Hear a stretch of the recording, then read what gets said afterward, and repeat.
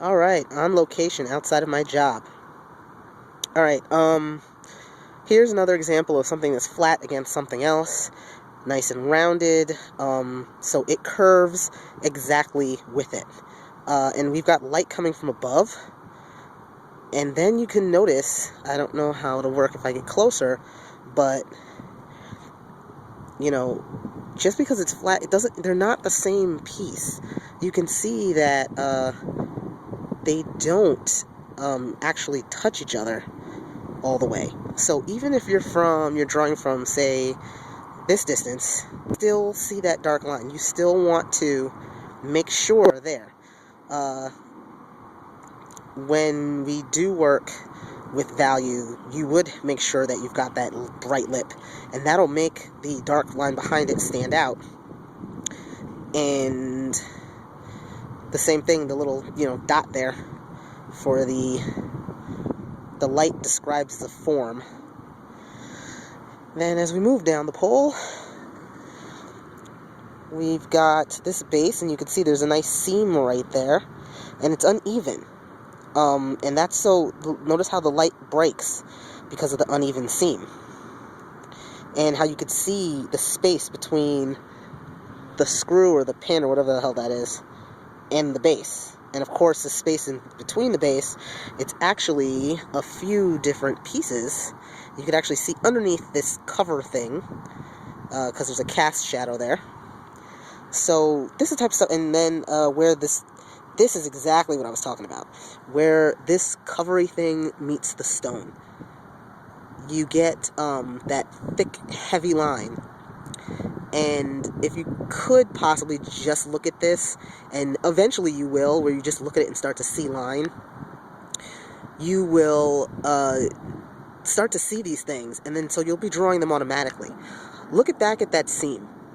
Do you notice how, besides the break in the band of light, do you notice how where there's how the line is regular, kind of medium, then it gets really thin as it gets right close right before it crests over to go down, and then as it goes down it gets much, much thicker, and then the bottom is the thickest.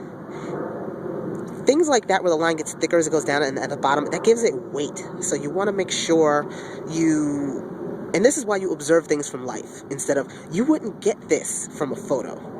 It doesn't look the same. You don't get that appreciation for form, and you certainly can't move around it.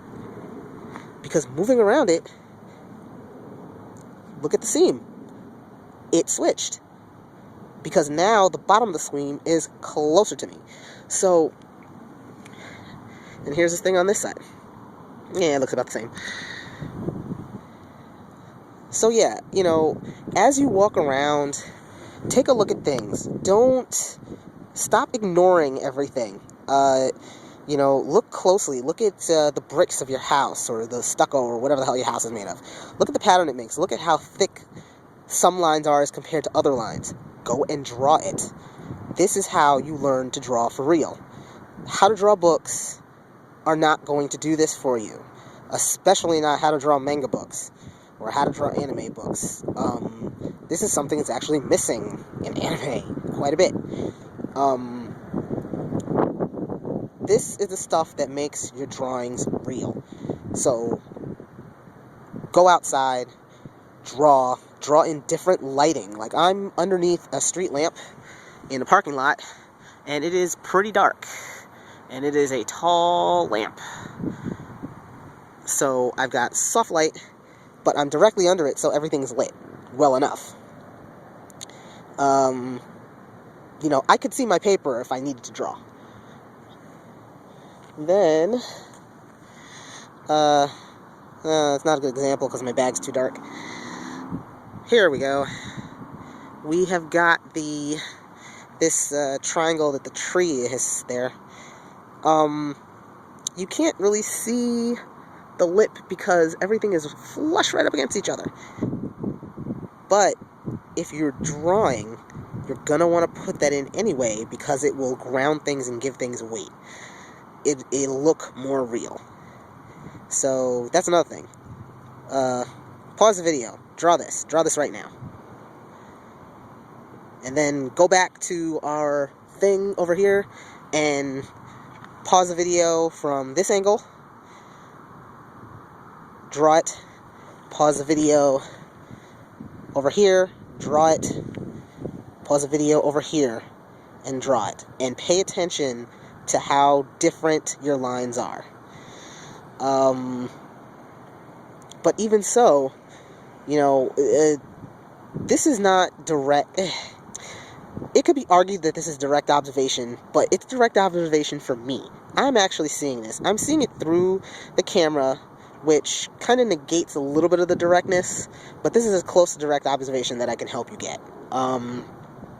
If this was a photograph, you lose a lot. You lose the form, you lose a lot of the lighting. Really, if someone uses a flash bulb that kills all the light, you know, you need to do this on your own, and you need to spend quite a bit of time. Something like this, instead of just sketching it real fast and sketchy and expressive, or whatever people, you know, that you do your drawings, when you're drawing things that are alive and in motion, static, rigid, solid things, you take your time. You make sure your curves are curved and they're curved correctly. You make sure your angles are right. You make sure your lines are as straight as you could possibly make them. You are very careful about the thickness of your lines. Drawing rigid bodies is meticulous, which is why we started with it. Drawing soft bodies, because you can draw these rigid bodies, when it's time to draw the soft bodies, you're going to have your lines. You're going to have no problem with your lines, and you can focus on the weight and the volume, which that's, you know, that's one of the things I would like to do. And also, speaking of volume, because this is secondary, you can't see the volume. Sure, you can see the thickness of the lines, and you can imply volume, but you can't really see it. It's flat.